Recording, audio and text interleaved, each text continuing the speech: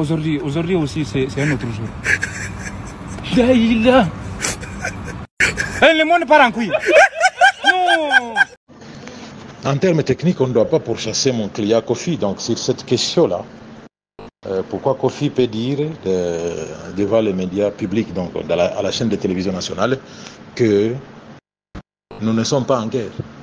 Non, c'est l'écrit d'un Congolais. Peut-être je peux préciser ce qu'il a dit. Parce que là, tout le monde, ça défraie la chronique sur la toile. Que Kofi, Congolais, comment il peut dire que nous ne sommes pas en guerre? Donc, c'est un compatriote, un faiseur d'opinion, qui aime son pays, qui stigmatise le fait que Kinshasa donne l'impression que c'est l'ambiance. C'est l'ambiance. Et il stigmatise en même temps le fait que depuis Bunagana était tombé, Rutshuru, Kiwanja ont suivi. Kichanga, Mweso, Kilolirwe, Mushaki, Rubaya, Bihambwe et Minova, Bweremana. On a vu rarement notre armée résister farouchement. C'est presque seulement là où il y a eu la grande résistance, c'est à Saki et avec les Wazalendo, à Kichanga et à Mushaki. Mais partout, on est scandalisé de voir que notre armée décroche presque partout. Et on ne sanctionne pas les différents commandants, ça veut dire les commandants de grandes unités qui sont à la base de ces décrochages. Combien de matériel nous perdons?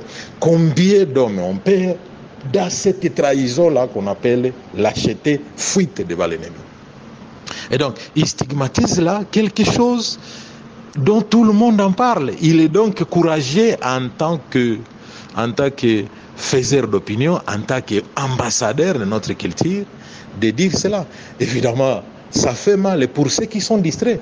Nous ne pouvons pas être en guerre, et on le sait. Des milliers de dollars, des millions de dollars être détournés par des responsables et sont impunis. Et on les laisse partir. Donc, l'armée, la police, le service national ont besoin de cet argent-là. La défense nationale a besoin de cet argent-là. Kinshasa ne donne pas l'impression que le pays est en guerre. D'abord, la chaîne nationale qui sanctionne et les journalistes et convoque Kofi Olomide. Est-ce qu'elle a déjà donné la preuve en reportage, en information, en extrait de ces journaux télévisés qu'il y a guerre à l'Est? Et ça fait 20 ans qu'on reproche ça à la RTNC. Ça fait 30 ans environ qu'on reproche cela à la RTNC, qu'il y a des villes qui sont occupées, il y a l'état de siège à l'Est du pays, mais pour la télévision nationale, ce sont des faits divers. Alors il faut que ça soit qui en parle.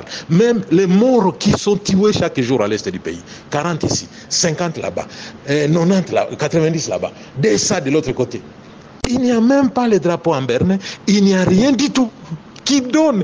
Même à Kinshasa, ici à Kinshasa, vous voyez déjà des accidents à côté de l'aéroport, ici sur le boulevard, à côté de l'aéroport, 20 personnes, 40 personnes tuées dans des accidents bêtes. Et fait divers. Pour le responsable, fait divers.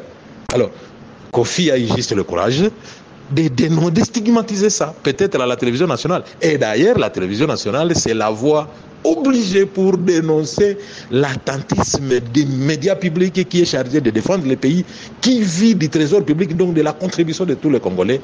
Et ces médias-là fait comme si la guerre à l'est du pays c'est un fait divers, et on a fait un incident à la Cannes en Côte d'Ivoire que Canal Sat, Canal Plus n'a pas diffusé suffisamment nos spots et le malheur à l'est du pays. A fortiori maintenant la RTNC. Nous nous sommes tous mobilisés comme nation contre Canal Plus Horizon, mais maintenant notre télévision nationale. Donc il faut en principe maintenant qu'on se mobilise pour dénoncer l'attentisme de la télévision nationale et l'indifférence de la télévision nationale par rapport à ce qui se passe à l'est du pays, par rapport aux villes qui tombent. C'est quand même un scandale, et Kofi a raison là-dessus, de considérer que nous pouvons envoyer un renfort face à des véhicules blindés qui passent sans résistance, un renfort sur des motos. Vous imaginez ça? Et on filme ça, on envoie ça dans les réseaux sociaux. Un renfort sur des motos. D'ailleurs, on a entendu depuis tout ça, pourquoi les ministres de la communication ne brouillent pas les communications de guerre? Les communications de guerre. Toute cette propagande pro-ennemi. Pourquoi ils ne brouillent pas ça? Pourquoi ils ne brouillent? Aucune initiative pour laisser l'opinion congolaise être polluée par des messages et des réseaux sociaux de la propagande ennemie.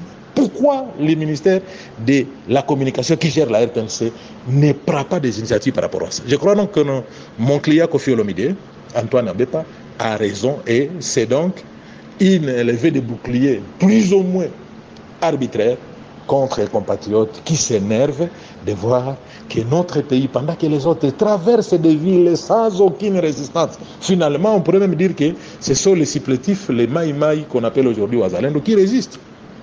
Et encore une fois, pour clôturer votre question, comment, encore une fois, chaque fois que nous voulons respirer, c'est un cessez-le-feu. Et ça devient les États-Unis qui ordonnent chaque fois le cessez-le-feu. Et on sait que celui qui ordonne le cessez-le-feu là, c'est l'arbitre qui porte la varese de l'autre équipe. Donc les États-Unis sont juges et partis, on le sait. Donc chaque fois que les États-Unis demandent cessez-le-feu, on sait pour qui ça profite. Donc c'est le juge, c'est l'arbitre qui demande non, stop. Et lorsque vous stoppez le jeu, l'arbitre donne la balle à la partie adverse pour marquer. Ça a été fait plusieurs fois, à Kichanga ça a été fait, à Rutshuru ça a été fait, et à Kiloriro ça a été fait, à Moshaki ça a été fait, et nous avons vu la conséquence. Chaque fois qu'il y a cessez-le-feu, c'est la partie adverse à qui est donnée la possibilité d'avancer, de faire tomber encore des bourgades. Et vous verrez que cessez-le-feu ici risque d'avoir comme conséquence Goma tomber, Butembo tomber. La population doit être vigilante et Kofi Olomide sur cette question-là. Je crois que c'est arbitraire, injuste que l'on puisse le condamner alors qu'il n'a fait qu'exprimer les points de vue que pense tout le monde. Et il a eu le courage en tant que faiseur d'opinion et ambassadeur de notre culture à les dénoncer officiellement. Aujourd'hui aussi, c'est un autre jour. Le monde part en couille. Non.